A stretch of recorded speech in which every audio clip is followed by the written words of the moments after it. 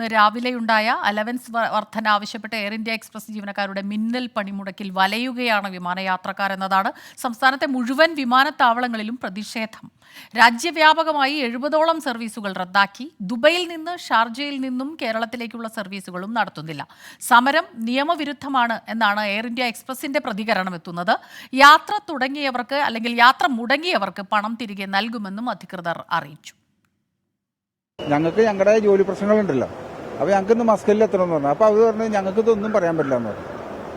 അപ്പോൾ അവർ പറയുന്നത് കൈവഴിയാണ്, കാരണം ഇത് ഫുൾപാത്ത് ടിക്കറ്റ് പോലെയായി. അപ്പോൾ നമ്മൾ ഈ എയർ ഇന്ത്യ സർവീസ് നല്ല സർവീസ് എന്ന് പറഞ്ഞുകൊണ്ട് നമ്മൾ ടിക്കറ്റ് എടുക്കണം. ഞങ്ങൾ 5 മണിക്ക് ഇവിടെ വരുമ്പോഴാണ് ബോർഡിൽ എഴുതി കാണിക്കുന്നത് ക്യാൻസലാണെന്ന്. നമ്മുടെ ഫോണിലോ ഒന്നിലും ഒരു മെസ്സേജ് പോലും നമുക്ക് വന്നിട്ടില്ല, നമ്മളാരും വിളിച്ചും പറഞ്ഞിട്ടില്ല. ഇവിടെ വന്നിട്ട് അവരോട് സംസാരിക്കുമ്പോൾ അവർ പറയുന്നത് നമുക്ക് ഒരാഴ്ച സമയം എടുക്കുമെന്ന് പറഞ്ഞു. അപ്പം ക്യാബിൻ ക്രൂ അവർ എന്തോ സ്ട്രൈക്കാണ് ഇവിടെ, അതാണ് ഏറ്റവും വലിയ പ്രശ്നം. നമ്മൾ 10,000-6,000 രൂപ വണ്ടിക്കൂലി കൊടുത്ത് ഇവിടെ വന്നു കഴിയുമ്പോൾ ഫ്ലൈറ്റ് ക്യാൻസൽ എന്ന് പറഞ്ഞു കഴിഞ്ഞാൽ നമ്മൾ എന്ത് ചെയ്യുന്നത്? ഇനിയിപ്പോൾ 10-ാം തീയതിക്ക് റീഷെഡ്യൂൾ വന്നിട്ടുണ്ട്, അതിനിപ്പം 10-ാം തീയതി വീണ്ടും ഉണ്ടോ കൺഫേം അല്ല. ഞങ്ങൾക്കൊരു മെസ്സേജോ മെയിലോ ഒന്നും അയച്ചിട്ടില്ല. ഇവിടെ വന്നപ്പോഴേ പറയുന്നത് ഇതുപോലെ ക്യാൻസലായി, നിങ്ങൾക്ക് ട്രാവൽ ചെയ്യാൻ പറ്റത്തില്ല എന്ന്. ഇത്ര കാശ് മേടിച്ച് റീഫണ്ട് തരാൻ ചോദിച്ചാൽ അത് റീഫണ്ട് 2 വീക്സ് ആവും എന്ന് പറയുന്നത്.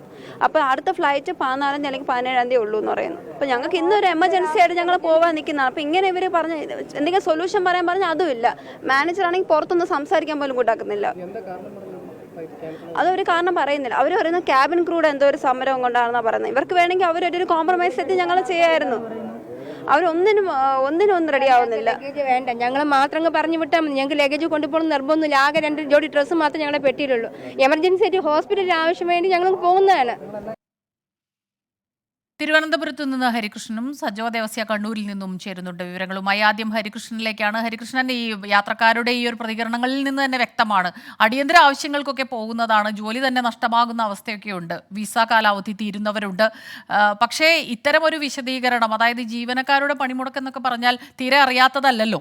അപ്പോൾ എന്തുകൊണ്ടാണ് ഇത് സംഭവിച്ചത്? ഏത് രീതിയിലാണ് ഇവരുടെ വിശദീകരണം എത്തുന്നത്?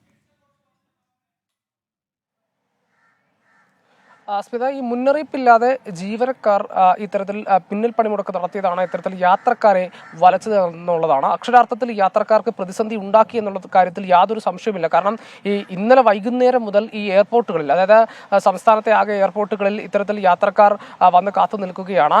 ഈ യാത്രക്കാർ ആരോപിക്കുന്ന ഏറ്റവും പ്രധാനപ്പെട്ട കാര്യം എന്ന് പറയുന്നത്, ഇത്തരത്തിൽ ഈ ഫ്ലൈറ്റുകൾ ക്യാൻസൽ ചെയ്യുമ്പോൾ, റദ്ദാക്കുമ്പോൾ തങ്ങളെ അറിയിക്കേണ്ട ഉത്തരവാദിത്വം ഈ എയർ ഇന്ത്യ അധികൃതർക്കുണ്ട്. അത് അവർ ചെയ്തില്ല എന്നുള്ളതാണ്.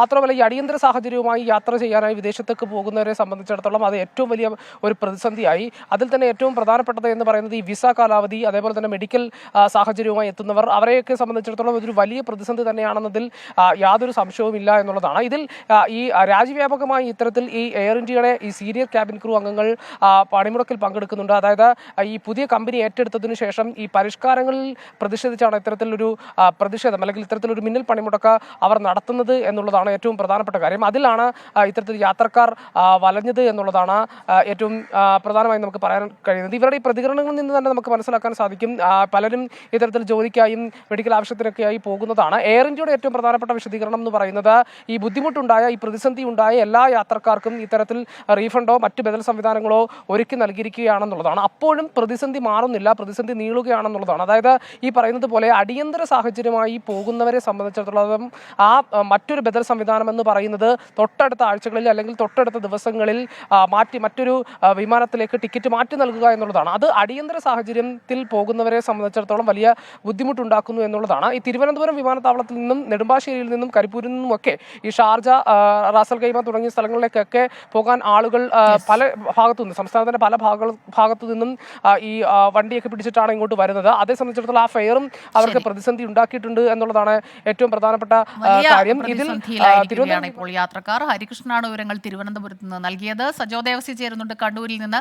സജോ, ഈ ബദൽ സംവിധാനങ്ങൾ, അതായത് ഇന്നു തന്നെ എത്തേണ്ടവർക്ക് ഇന്നു തന്നെ ചെല്ലാനുള്ള ഒരു യാത്രാ സൗകര്യം, അല്ലെങ്കിൽ അവർക്ക് താമസ സൗകര്യം ഉൾപ്പെടെ നൽകുന്ന ഒരു സാഹചര്യമൊക്കെയാണ് എപ്പോഴും ഉള്ളത്. ഇന്നത്തെ ഒരു സ്ഥിതി എന്താണ്? യാത്രക്കാർ വല്ലാതെ വലയുന്നുണ്ടല്ലേ? സ്മിത, അക്ഷരാർത്ഥത്തിൽ യാത്രക്കാരെ വല്ലാതെ വലയ്ക്കുന്ന കാര്യങ്ങളാണ് ഇന്ന് മൊത്തം ഉണ്ടായത്. ഒന്നാമത്തെ കാര്യം, മുന്നറിയിപ്പ് ഒന്നും ഉണ്ടായില്ല. കണ്ണൂരിലെ കാര്യം എടുക്കുകയാണെങ്കിൽ ആദ്യത്തെ എയർ ഇന്ത്യ എക്സ്പ്രസ് വിമാനം പുറപ്പെടേണ്ടത് 4:30-ക്കാണ്. അതായത് അർദ്ധരാത്രിക്ക് ശേഷമൊക്കെ എത്തിയ യാത്രക്കാർ അവിടെ കാത്തുനിന്നു. സാധാരണഗതിയിൽ വൈകലൊക്കെ ഉണ്ടാവാറുണ്ട്. അത്തരത്തിൽ ഡിലേ ആണെന്നാണ് ആദ്യം കരുതിയത്. ചെക്ക് ഇൻ നടപടിക്രമങ്ങളിലേക്ക് കടക്കാനിരിക്കുകയാണ് റദ്ദായ വിവരം അറിയുന്നത്. 3 വിമാനങ്ങൾ കണ്ണൂരിൽ നിന്ന് മാത്രം പുറപ്പെടേണ്ടതായിരുന്നു. ആ 3 സർവീസുകളും റദ്ദായി. അതായത് 450ഓളം യാത്രക്കാരിലാണ്. അവർ സിംഹഭാഗവും വിമാനത്താവളത്തിൽ എത്തിയിരുന്നു.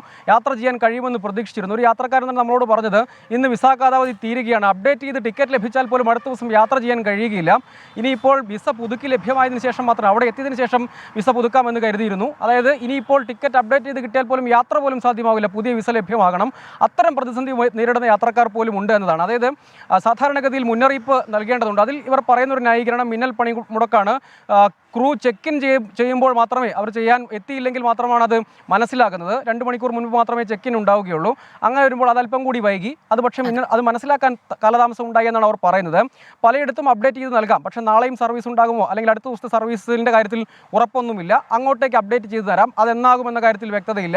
മറ്റൊന്ന് റീഫണ്ടാണ്. റീഫണ്ടിന് കാത്തിരിക്കേണ്ടി വരും. അങ്ങനെ വലിയ തോതിലുള്ള ആവശ്യങ്ങളാണ് ഇവർ ഉന്നയിക്കുന്നത്. വലിയ പ്രതിഷേധത്തിലാണ് യാത്രക്കാരെ പ്രതിസന്ധിയിലാക്കി ജീവനക്കാരുടെ പണിമുടക്ക്.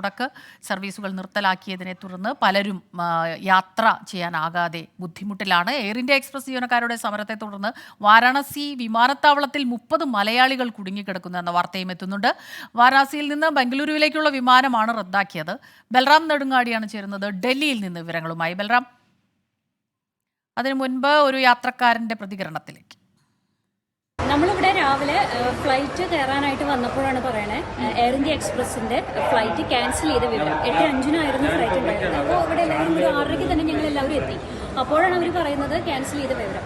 നമ്മൾ വേറൊരു അതർ ഓപ്ഷൻ ചോദിച്ചപ്പോൾ അവർ പറഞ്ഞ് ഇനി നാളെയും കഴിഞ്ഞ് മറ്റന്നാളാണ് ഫ്ലൈറ്റ് ഉള്ളത്. ഏകദേശം 25ഓളം മലയാളികളുണ്ട് നമ്മളിവിടെ. ഇത് ഞങ്ങൾ ചെയ്യേണ്ടതെന്ന് അറിയാൻ വയ്യാതെ ഞങ്ങൾ ഇവിടെ നിന്ന് വിഷമിക്കുക. ഇരിക്കാൻ പോലും സൗകര്യം. ഇപ്പോൾ സമയം ഏകദേശം 10 മണി വരെ. ഞങ്ങൾ 6:30-ക്ക് ഇവിടെ വന്നതാണ്. ബൽറാം നെടുങ്ങാടി ചേരുന്നുണ്ട് ഡൽഹിയിൽ നിന്ന് വിവരങ്ങളുമായി.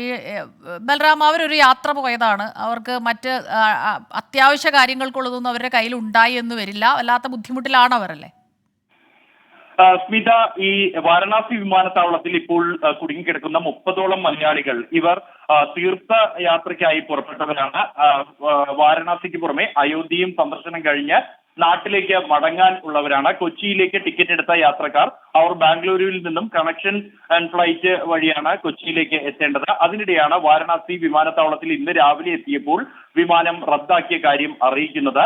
മറ്റ് ക്രമീകരണങ്ങളൊന്നും തന്നെ വിമാന കമ്പനി ഒരുക്കിയിട്ടില്ല. മറിച്ച് 2 ദിവസത്തിന് ശേഷം മാത്രമേ ഇത്തരത്തിൽ തുടർ യാത്രാ ക്രമീകരണങ്ങൾ കമ്പനിക്ക് ഒരുക്കാനാകൂ എന്നാണ് അറിയിച്ചിരിക്കുന്നത്. ആവശ്യമെങ്കിൽ ടിക്കറ്റ് റദ്ദാക്കിയാൽ മുഴുവൻ പണവും തിരികെ നൽകാമെന്ന് അറിയിച്ചു. എന്നാൽ മറ്റ് കമ്പനികളിൽ ടിക്കറ്റ് ഇപ്പോൾ നോക്കുമ്പോൾ ഇരട്ടിയോളം തുക ആകുന്നു എന്നുള്ളതാണ്. വലിയ പ്രതിസന്ധിയിൽ തുടരുകയാണ് ഈ 30ഓളം യാത്രക്കാർ. അതിൽ ഭൂരിഭാഗവും 50 വയസ്സിന് മുകളിൽ പ്രായമായവരാണ്. സ്മിത. ബൽറാം നെടുങ്ങാടിയാണ് വിവരങ്ങളുമായി ഡൽഹിയിൽ നിന്നും ചേർന്നത്.